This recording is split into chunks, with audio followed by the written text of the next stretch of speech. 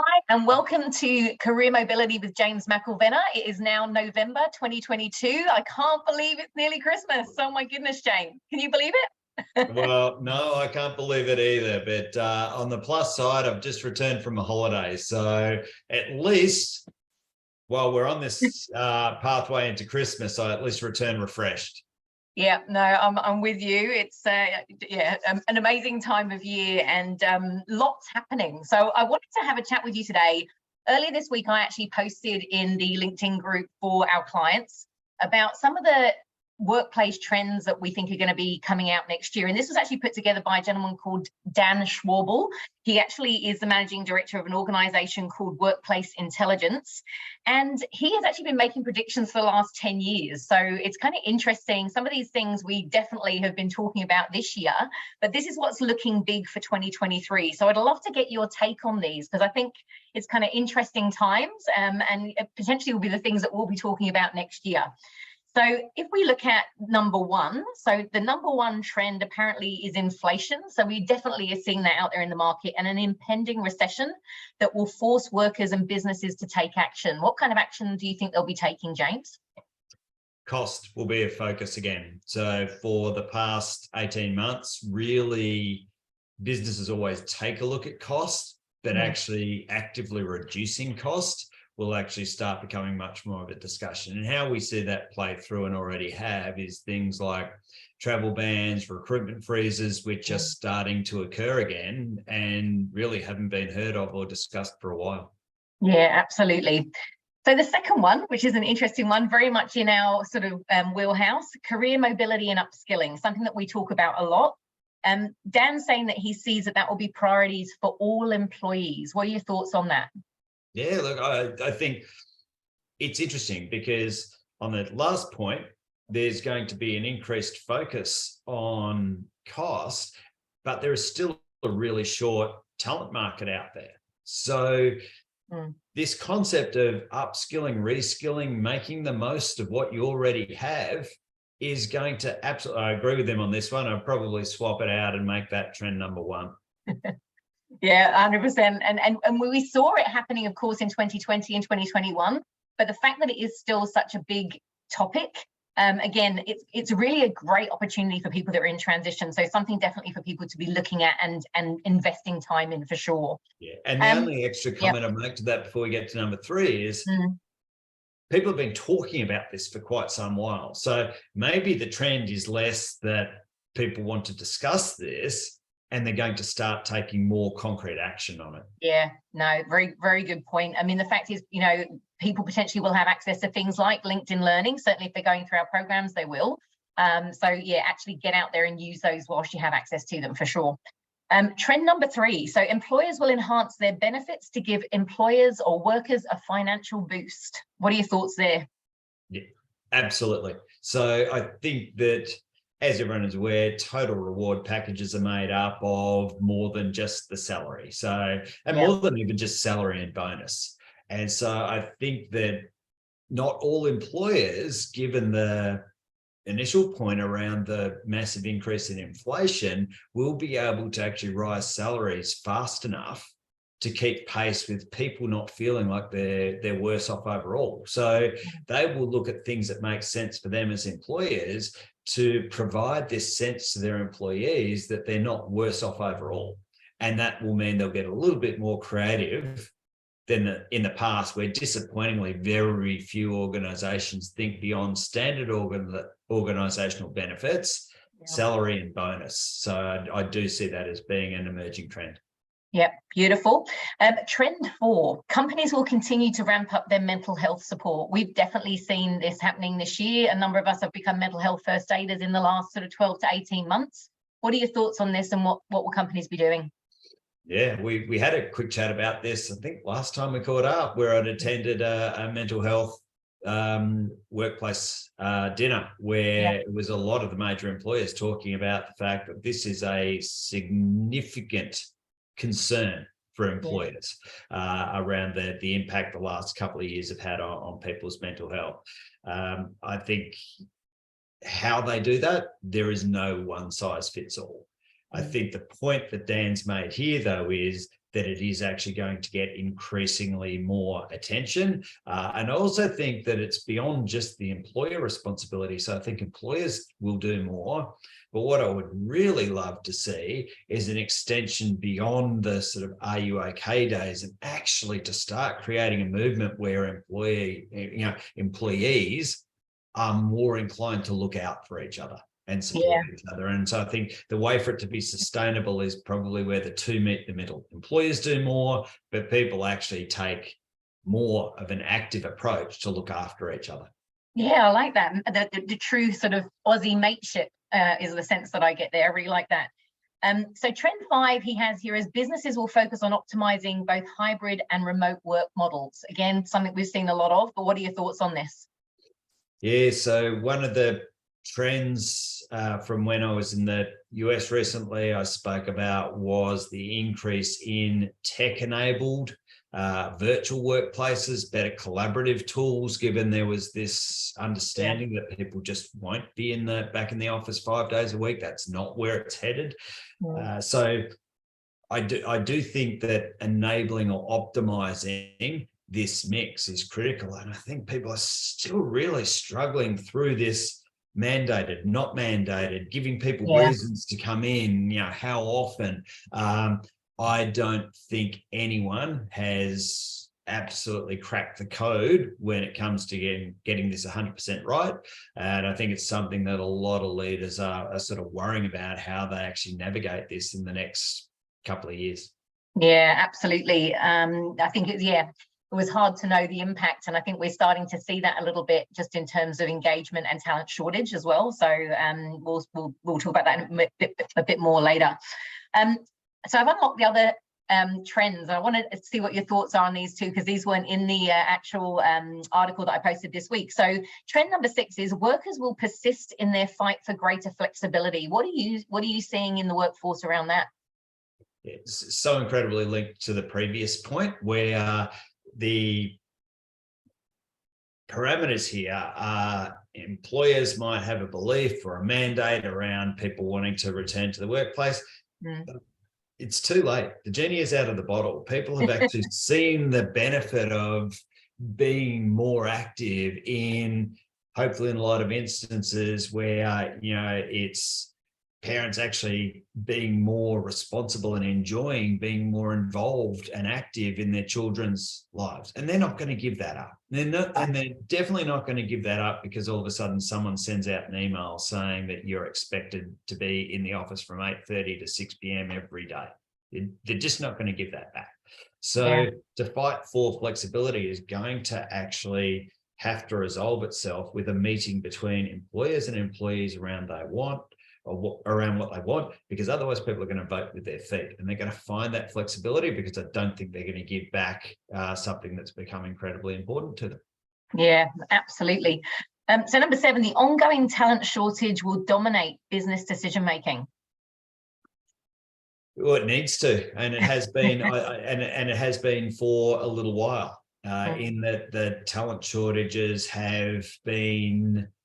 And in particular, this is about in-demand skill sets. So I'll give you a very brief example, which is if you don't have, with everything that's happening in the media at the moment, the right amount of cybersecurity professionals in order to be able to protect yourself before you release an initiative, you can't release it. Yeah. So it absolutely is. If you need components, be it everything from project management to cybersecurity to subject matter experts to personnel to build a new distribution warehouse because you want to do more online, all of these things are dependent on the people it takes to enact your business strategy. So absolutely, that'll be a trend. Yeah. The other one, so trend 8 is automation. So automation and AI will enter the workplace in new ways. Have you seen this starting to emerge already this year? The new ways bit, I think, is it's a very broad term, but AI, robotic process automation, all of these things have been happening for a very long time now. 2 trends I see here is, yes, there's going to be increasing activity here because I think we've moved beyond the early adopters around this stuff now. Like, try going on any kind of website for a B2C business and not being dealt with, or them directing you actively towards a chatbot versus a person, if you can even find how to speak to a person anymore.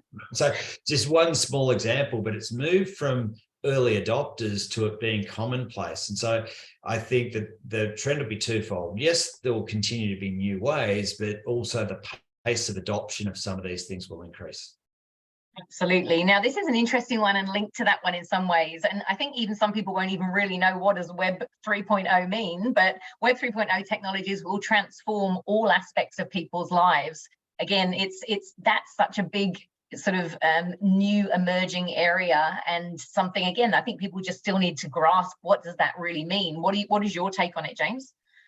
Web 3.0, I think, is newer. That is going to be about early adopters versus like an en masse tipping point of major take up. And so, we're really only now starting to see some of those Internet of Things, become commonplace. It was previously Apple Watches and fitness monitors and those type of things, but now the Internet of Things and how people utilize that for everything from health tracking to home automation is probably the next step. So yes, I think there'll be an increasing pace there because people are starting to see the benefit, but there's more new things coming up in Web 3.0 than what there is, in my view, when it comes to automation and AI.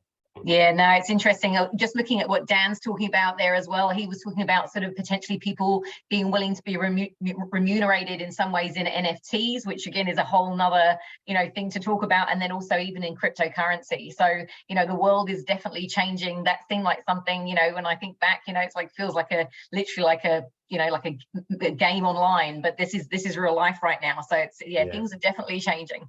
Look, we've seen that with the change from Facebook to Meta, and it's one of these big gambles, right, where people are actually all in on this stuff. I do, of all of the stuff Dan posted, this is the one that I'm probably most hesitant on, but this is James's view rather than like the broader view. I think we're away from NFT and cryptos being accepted broadly as part of the reward process. I think agreed. Back to, was it point 3 around flexibility and the way people are rewarded in regards to total packages is going to be the trend here.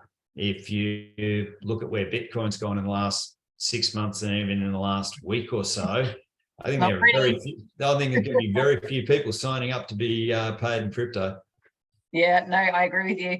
And then trend 10. So pay transparency will become the new normal. That's pretty kind of out there. So what are your thoughts on this?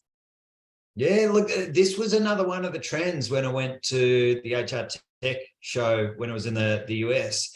And the transparency, I don't know whether Dan was talking about everyone knows what everyone else in an organization is getting paid. But what I will comment on is that one of the key trends when they were looking at payroll providers and HR technologies was to give people more visibility over pay and conditions. And really it was around financial well-being. And so it was, rather than just the 15th of the month comes, well, for us, that's when the monthly pay goes through, 15th of the month comes, bang, X amount goes into your account. Good, and if you're really interested, you can go into a system and figure out and look at your payroll information. They're now really moving to actually helping individuals say, I know that once every quarter I have an electricity bill, and so how do I actually use my payroll to better engage employees to put money aside for the big bills as they come up? How do people better visibility and give them recommendations, almost like, particularly in countries where you don't have superannuation the way we do here, where they're actually getting more active in encouraging people to show them if they're not putting money away for retirement. So there's a real trend around giving people financial literacy and financial well-being through making payroll more than a mechanism by which you transfer money to someone once a week, once a month. Fantastic. So, adding sort of insight into that is always, I think, a good thing. So yeah, brilliant stuff. So I mean, what we wanted to say also is if any of these trends really kind of, you kind of gone, whoa, I'd love to hear more about that, and definitely love to hear more from James on it, please let us know. You can definitely download this report as well by clicking on the link in the LinkedIn group.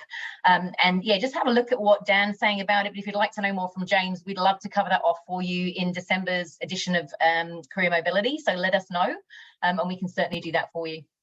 Brilliant. And look, before we finish up, DJ, I want to flip the script a little here and ask you a couple of questions, because the last month since we last spoke to everyone via this channel has been an amazing one for you.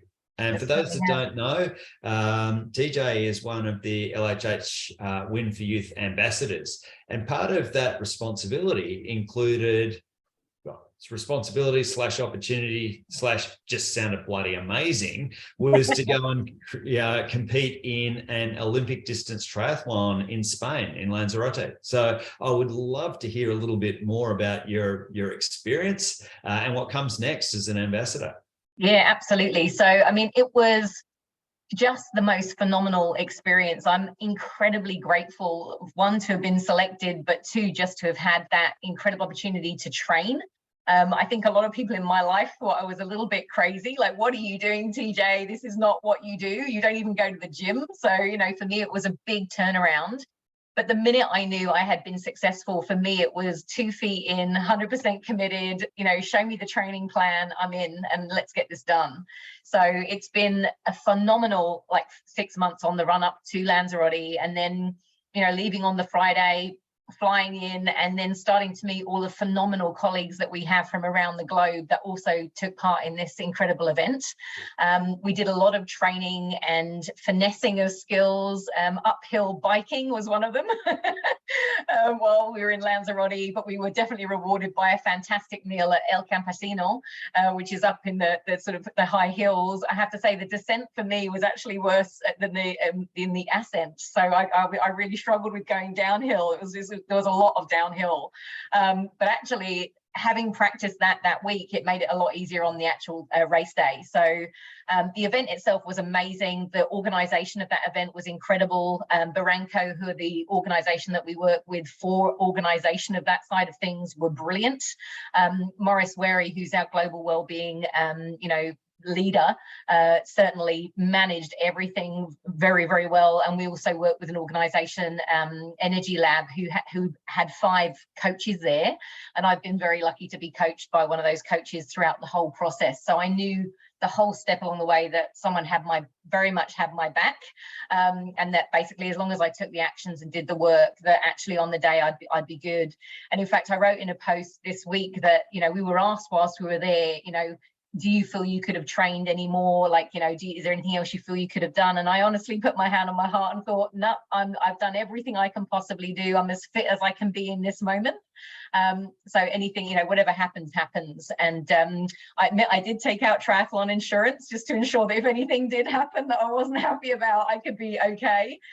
But frankly, it was the most incredible experience to be with other motivated, inspired individuals who are up to something in life and in, in this capacity, just getting fitter and, having my family there. Actually, they came and supported me, and having them there on the day, so my husband and my daughter, they loved it. They had an amazing time. And it was actually, they did a actual Instagram feed on the night as well, or on the day, and here in Australia people were actually watching that feed, and in NZ and the UK and stuff, and watching that as well. So I can't rave enough about the opportunity to be a wellbeing ambassador. And now, you said what's next is basically for me, I've already signed up for a 10K run here in Melbourne in December, so that's happening on the 4th of December. As an ambassador, though, it's really about finding ways to support the team, to continue with the corporate social responsibility side of it in terms of Win for Youth, and ensuring that we're meeting our goals in terms of being active and therefore supporting our charity partners. And at the same time, just, looking for ways to support the team through their feedback of what is it they want in terms of well-being and how is it that they want to invest in themselves. One of the things my husband asked me was, if you hadn't have been successful, would you have trained for this? And I was like, nope. And it's a really revealing thing, because it's like we all need reasons to do what we do. And I kick myself really, because it's like, I've got a mean front crawl on me now, and a really great breaststroke and backstroke. So, the things that I've benefited from and been able to achieve just as a result of participation is amazing. And I mean, there's a long list of those things, but I just wouldn't have done it if I hadn't have had this as a motivation and a goal. So I think my feedback to anybody who's thinking about doing anything that excites them, or if they want to get fitter, or just do something that lights you up, find your reason, because once you've got it, nothing will stop you. You just get out there and do it. That is absolutely brilliant. And some things I'll pick out of that I absolutely love, right? And I think there's some amazing analogies to the experience that clients have in programs with us. So, one is, whether they're happy about it or not, the opportunity to do something like this. And so where it comes to refreshing your career, in this case, it was the opportunity to be selected to actually work on, do the training, do the health and fitness. Secondly, the referencing you gave then about the importance of the coach in that journey, and being able to hand on heart say that, like, I used that support, I followed the instruction, and I actually I was in the best shape I could have been at that particular point in time. And then finally, like the joy and the experience and the learning along the way. So mean front crawl, mean backstroke, mean breaststroke, like the learning of the swimming bit, which you and I were talking before we came on camera here. But swimming was the one thing you said was going to be your weakest leg in all of this. And so the learning something new and being significantly better at it, is something you take away from this. And so the opportunity, the support of the coach, the ability to learn new things, that's the big three when it comes to a client experience when you're going through programs with us. So I just loved, as you were talking about it, the connection and the analogies, and look how lit up you are after the experience. Like it's amazing, because it's having achieved an amazing outcome, and then more to come, like on to bigger and better things. And it's such a critical part of our overall corporate social responsibility to be able to do these things and invest in not just our people, but also the great work that Win for Youth does. Yeah, I mean, it's so true, James. I think the other thing that I would also draw on and say is very similar to going through a program and redundancy, having done that 3 times also myself, is the resiliency that it builds in you. Because now, I mean, I was literally thinking this morning, I remember someone mentioning to me doing a 40K bike ride here around Melbourne when I was early in my training, and I thought, oof, I don't know if I'm going to be able to do that. And now I'm like, I can smash that, no dramas. So it's incredible the difference that it just gives. It elevates everything. And I think one of the things as well, like for me, it was all about, which I didn't even know was going to happen, but milestones. And again, I would liken this to a program.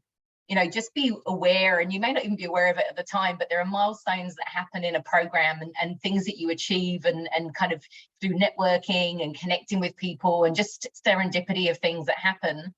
For me, I enrolled in an intermediate class for swimming, and I mean, I was frankly surprised when I started that I managed to get into the intermediate class, because I didn't think I was quite at that level, but I actually graduated literally on the day before I left, so I'm now at advanced level.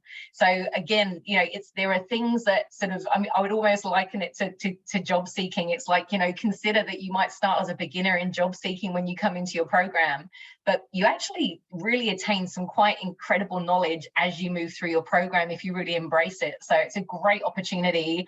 And sometimes obviously redundancy happens more than once. I'm an example of that. So you've got those skills for next time. And I think that's just a really important thing, because you didn't just know you can do it. And that's something that I've absolutely taken away from this experience.